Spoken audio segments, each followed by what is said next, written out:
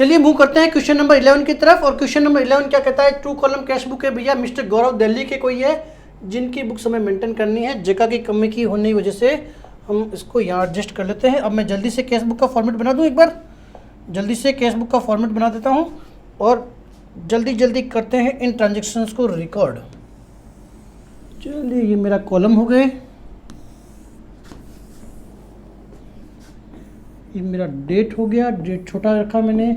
ये मेरा पर्टिकुलर हो गया, लेजर फोलियो और कैश और बैंक, कैश और बैंक। चलिए मैं यहाँ पर मेरा कैश हो गया, ये मेरा बैंक हो गया, लेजर फोलियो छोटा कर दिया मैंने, पर्टिकुलर। चलिए ठीक है, ट्रांजैक्शन देखिए। Opening balance of cash in hand, cash हमारे पास 1 लाख रुपए है। और very important, opening balance of bank overdraft. भैया जो बैंक ओवरड्राफ्ट है, बैंक ओवरड्राफ्ट है, ओवरड्राफ्ट का मतलब क्या हुआ, क्रेडिट फैसिलिटी। तो भैया जो कैश का जो बैलेंस है, टू बैलेंस बीडी, कैश तो हमारा है 1 लाख रुपीज़, ये मैंने कैश के डेबिट बैलेंस में लिख दिया। पर जो बैंक है हमारा, ये ओवरड्राफ्ट है। ओवरड्राफ्ट का मतलब क्या हुआ कि भैया ये जो है ना, ये क्रेडिट बैलेंस है। बैंक ने हमें एक फैसिलिटी दे रखी है कि अगर पैसा नहीं है तो भी आप निकाल लीजिए, उसके बदले में बैंक इंटरेस्ट चार्ज करेगा। करेंगे एंट्री, देखते हैं क्या होता है। ठीक है, तो पहले 2 ट्रांजेक्शन हो गए। गुड्स सोल्ड, माल बेचा, कोई इंफॉर्मेशन नहीं है, मैं नकद ट्रीट करूंगा। टू सेल्स, कुछ है ही नहीं इसमें। तो टू सेल्स कितना है भैया, 3,48,000 rupees. Simple transaction, cash account debit to sales. ये goods sold against cheque and paid in to bank the same day. ठीक है, माल आपने बेचा, एक चेक मिला और वो चेक तो था ना उसी दिन बैंक में जमा करवा दिया भैया। और भी बढ़िया है, टू सेल्स उसी दिन जमा करवा दिया, 3,36,000। ठीक है भैया, 3,36,000 रुपए। Goods sold to Reema, payment receive by cheque. आपने रीमा को माल बेचा और पेमेंट जो है वो चेक से रिसीव हुआ। अकाउंट एक तो सेल्स का हुआ, रीमा का हुआ और बैंक का हुआ। 3 अकाउंट हुए। रीमा को छोड़ देंगे, क्यों छोड़ देंगे, जनरल चैप्टर में जाके चेक करेंगे। रीमा को कहीं इन्वॉल्व नहीं करेंगे। पैसा बैंक में हमारे पास सीधा आया 1 लाख रुपए। तो ये भी मेरे लिए हो गई सेल्स। बहुत सिंपल एंट्री आ रही है भैया, सेल्स की एंट्री। अमाउंट जरा चेक कर लीजिए, ये है 1 लाख रुपये। चलिए ये 1 लाख रुपये सीधे मेरे बैंक में आ गया, और भी बढ़िया है। चलिए, और Ram paid by cheque, Ram ने हमें भुगतान किया है चेक से 78,000 रुपीज, और हमने वापस डिस्काउंट अलाउड किया है। देखिए क्या लिखा है, Ram paid by cheque. Paid to Ram नहीं है, टू होता तो हम पेमेंट कर रहे हैं, ये हमें मिला है टू राम। चेक में आया भैया, बैंक में 78,000 रुपीज। बहुत ही बढ़िया, पैसा बैंक में आ रहा है। हमने डिस्काउंट अलाउड किया है, तो Ram account debit to discount, हमें डिस्काउंट अलाउड किया है ना, तो हमारी एंट्री हो गई discount allowed account debit to. ये कौन है, टू है, ये राम नाम का पर्सन है जिसको हमने 2,000 रुपये का डिस्काउंट दिया है। तो चलिए भैया, ये 2,000 रुपये का डिस्काउंट हमने राम को दे दिया।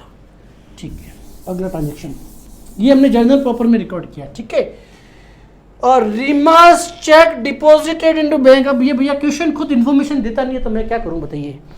यहाँ कहीं नहीं लिखा है, देखिए आप खुद देखिए। Goods sold to Reema, payment receive by cheque, cheque से रिसीव हुआ, मैंने चेक जमा कर लिया इधर रीमा से, कितना था, और रीमा का चेक था 1 लाख रुपीज, ये मैंने रिसीव कर लिया। अब ये भाई साहब कह रहे हैं वो चेक बैंक में जमा कराया।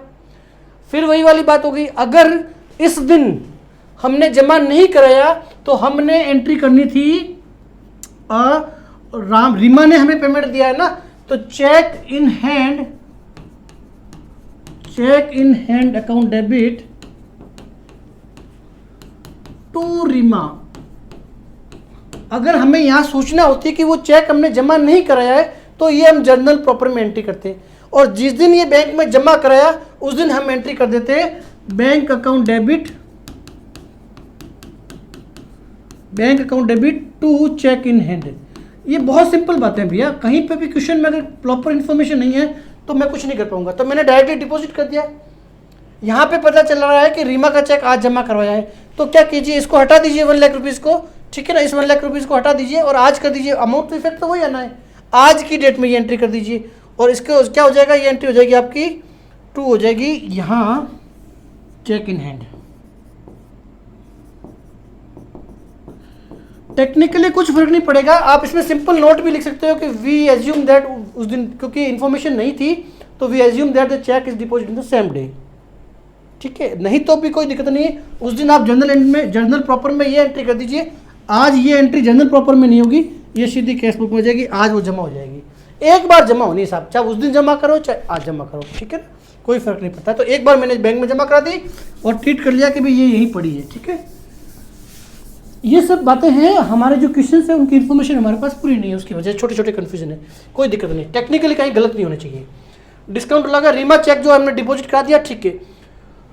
Bot goods from Rahul paid by cheque. अब ये देखिए, राहुल नाम का आदमी है, उससे बॉट गुड्स फ्रॉम राहुल, तो माल खरीदा, परचेज राहुल और चेक, 3 अकाउंट हो गए। एंट्री क्या हो गई, purchase account debit to bank. Bank से हुआ ना पेमेंट, राहुल गायब हो जाएगा।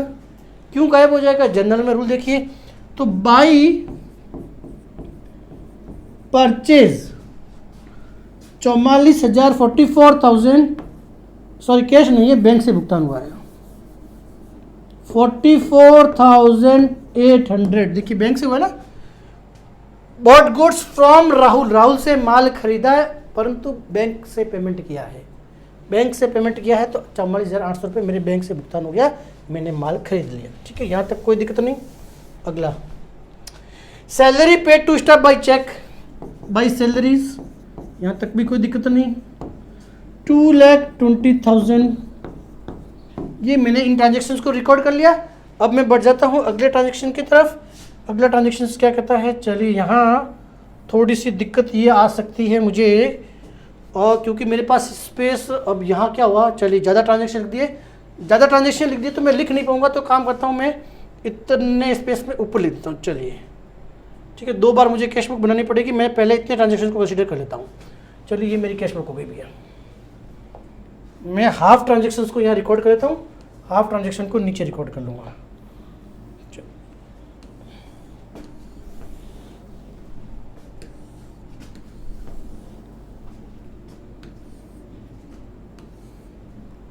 ये मेरा पर्टिकुलर हो गया, कैश और बैंक, कैश बैंक,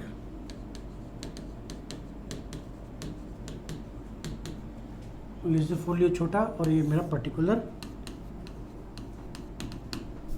चलिए, और डिपॉजिट इन बैंक, बैंक में जमा करवाए भैया, कितने करवाए, 3 लाख रुपए बैंक में जमा करवाए। Deposited in the bank, bank में जमा हो गए 3 लाख रुपए जमा हो गए भैया। चलिए बैंक में जमा हो गए 3 लाख रुपए, ये हमें 3 लाख रुपए। काउंटर पार्टी कौन बन जाएगा, बैंक में जमा हुआ, कॉन्ट्रा एंट्री, काउंटर पार्टी बन जाएगी कैश। पैसा निकला कहाँ से, डिपॉजिटेड इन बैंक, तो कैश से निकला होगा, तो 3 लाख रुपीज़ यहाँ से निकल गया बाई बैंक। चलिए कोई दिक्कत नहीं। और receive a cheque from Suresh and paid into bank, और उसको डिस्काउंट भी अलाउड किया है। हमें जो चेक से पेमेंट रिसीव हुआ है 1,28,000 रुपीज़ हुआ है, तो 1,28,500 बाई सुरेश। हमने डिस्काउंट अलाउड किया है 1,500 का, तो हमारे पास एंट्री क्या हो गई, Suresh account debit to discount, sorry हमने अलाउ किया ना, एक मिनट वापस चेक करता हूँ। Receive a cheque from Suresh हमने अलाउड किया, डिस्काउंट अलाउड अकाउंट डेबिट, थोड़ा सा कंफ्यूजन है। Receive a cheque from Suresh, Suresh से चेक मिला है, तो भैया इस केस में हमारी एंट्री होती है, जनरल एंट्री होती है bank account debit, sorry receive हुआ है ना पैसा, मुझे लगा भुगतान किया है। चलिए, तो बैंक में पैसा आया है ना ये तो, और receive a cheque from Suresh, Suresh से मिला है। चलिए, टू सुरेश, टू सुरेश कितना है 128,500, 128,500 बैंक में पैसा है, हमने डिस्काउंट अलाउड किया है, तो discount allowed account debit to Suresh, हमारे लिए खर्चा हो गया 1,500, 1,500। ये एंट्री हमें करनी है जर्नल प्रॉपर के अंदर, ठीक है भैया, यहाँ तक तो कोई दिक्कत नहीं होनी चाहिए।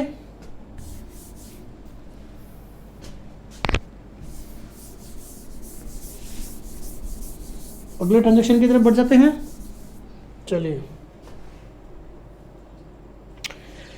Receive from mister R Kumar a check for settlement of his account 1,95,000, very important. हमें चेक इतने का मिला है, टोटल अकाउंट कितना का ड्यू है 195 का, डिफरेंस कहाँ चला जाएगा, discount.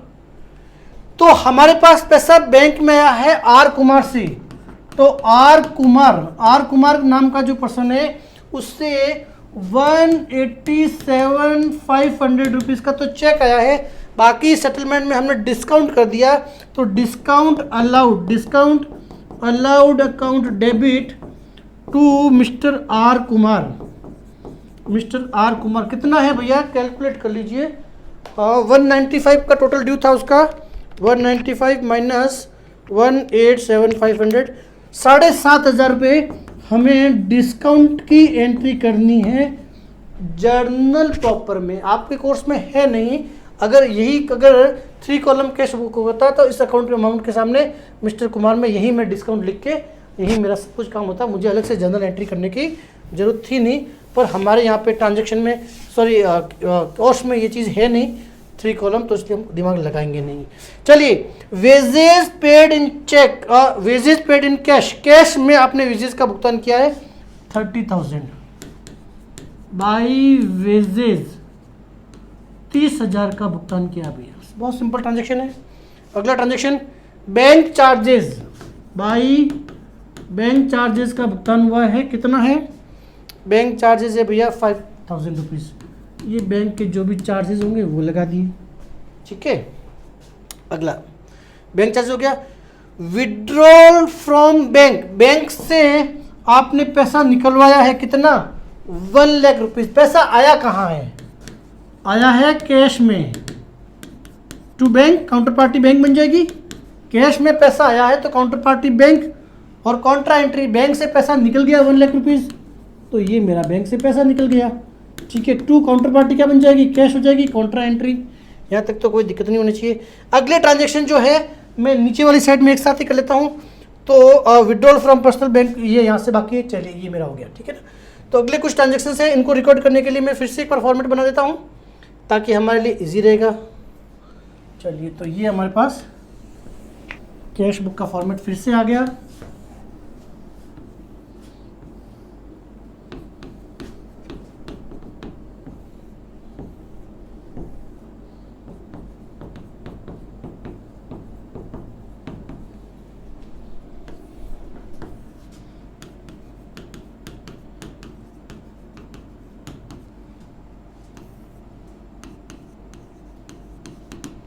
Okay, withdrawal from bank for personal use, भैया बैंक से पैसा निकला है परंतु पर्सनल यूज के लिए, पैसा बैंक से गया है 1,20,000 रुपये, पर्सनल यूज को मैं ड्राइंग शब्द का प्रयोग करता हूँ, तो बहुत सिंपल एंट्री है मेरे लिए, इसमें कोई दिक्कत होनी चाहिए नहीं, ठीक है। Paid electricity bill by cheque, cheque से भुगतान हुआ है, by electricity expenses, by electricity expenses 31,500, चलिए नोट कर लीजिए जल्दी से।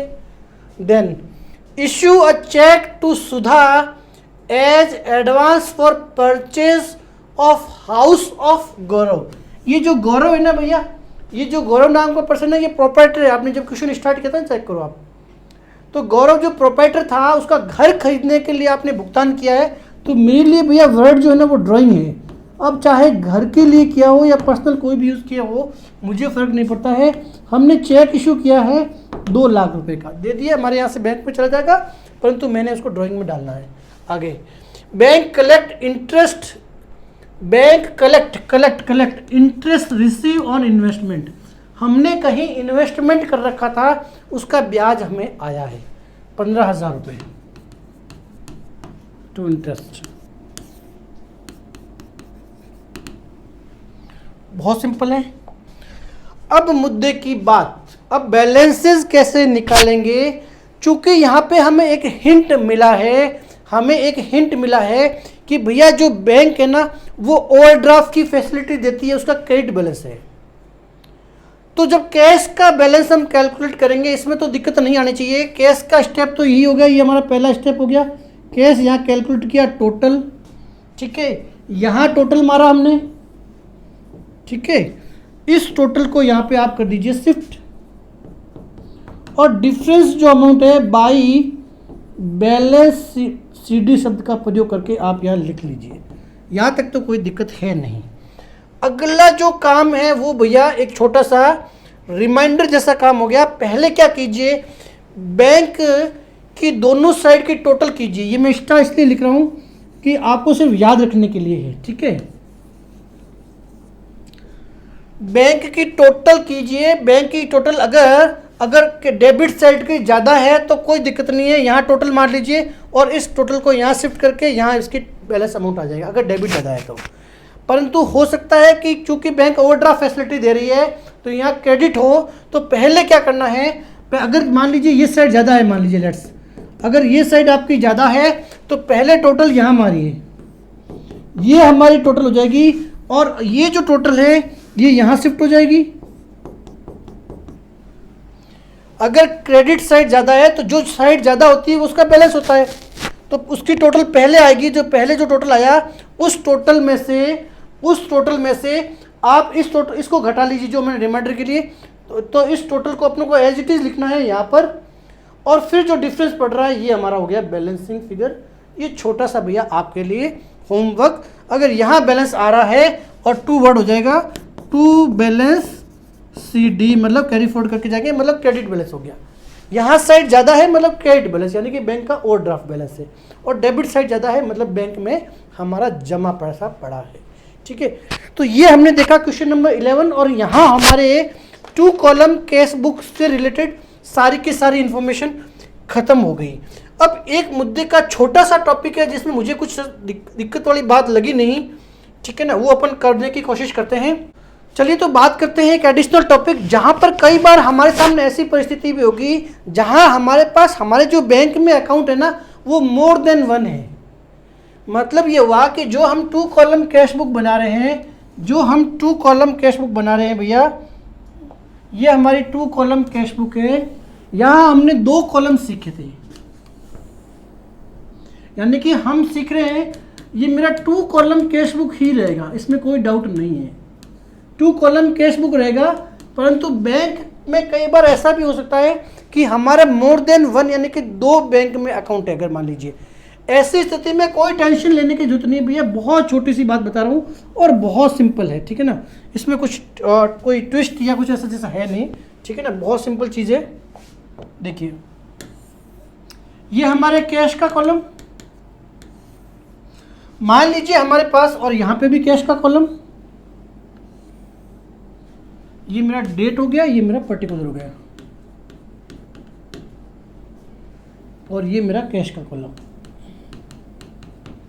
सिर्फ समझना इतना है कि अगर हमारे पास मोर देन 1 बैंक अकाउंट है, अगर एक से ज़्यादा बैंक अकाउंट है, तो ऐसी स्थिति के अंदर ये 3 कॉलम कैश बुक नहीं होगी भैया, 2 कॉलम ही कहलाएगी। हमारे पास 2 बैंक हो गए, ये हमारा बैंक हो गया, मान लीजिए एक हमारा पंजाब नेशनल बैंक में अकाउंट है और एक हमारा SBI में अकाउंट है, ठीक है।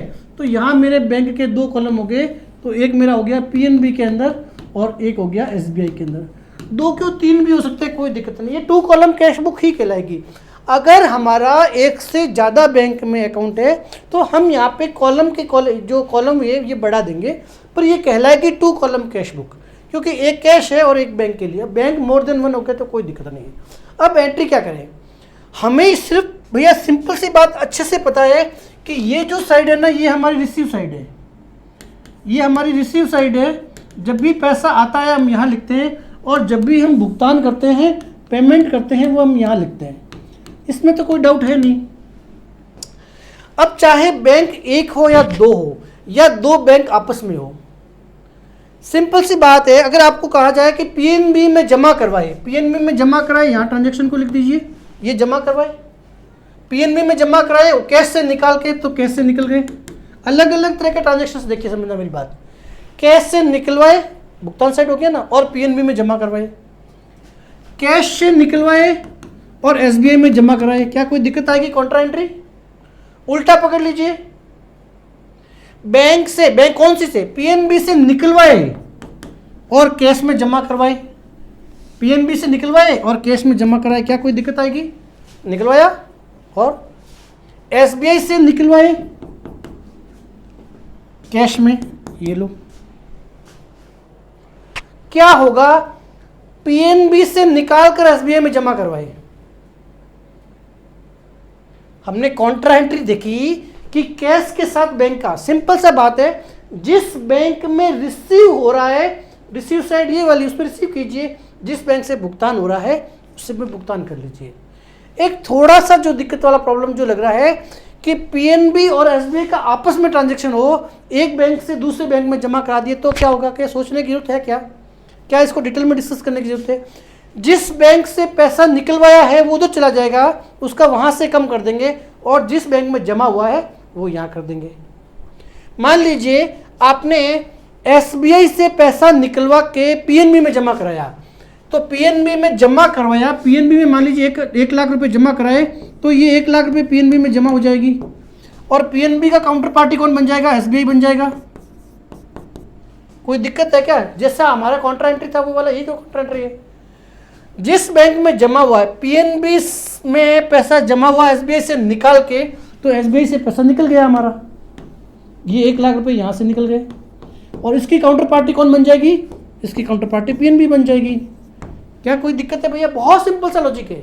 जिस बैंक से पैसा निकल रहा है वो इधर, जिस बैंक में पैसा जमा हो रहा है वो इधर, बहुत सिंपल। इसी तरह से उल्टा पकड़ लीजिए कि एसबीआई में जमा कराए, पीएनबी से ट्रांसफर किया, तो एसबीआई में जमा करवाए, एसबीआई में ये मैंने 50,000 रुपये मान लीजिए जमा करवाए, अब ये जमा करवाए, इसकी काउंटर पार्टी कौन सी बन जाएगी? पीएनबी बन जाएगी। ठीक है, अब चूंकि पीएनबी से भुगतान हुआ है, पीएनबी से ये मेरा 50,000 रुपये का पैसा निकल जाएगा, काउंटर पार्टी कौन सी बन जाएगी? एसबीआई। हो गया काम।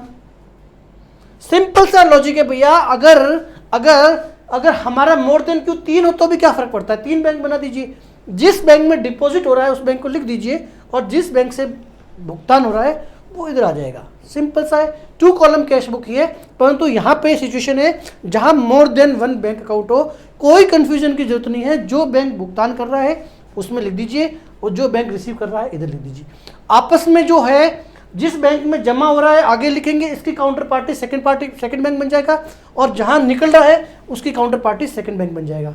सिंपल सा कंसेप्ट जो हमारा काउंटर एंट्री में, ठीक वही कंसेप्ट से हमें ये सिंपल ट्रांजेक्शन रिकॉर्ड करना है। इस मैटर पे मेरे हिसाब से और ज़्यादा डिटेल डिस्कस करने की जरूरत नहीं है। ये भी हमारी 2 कॉलम कैश बुक ही है।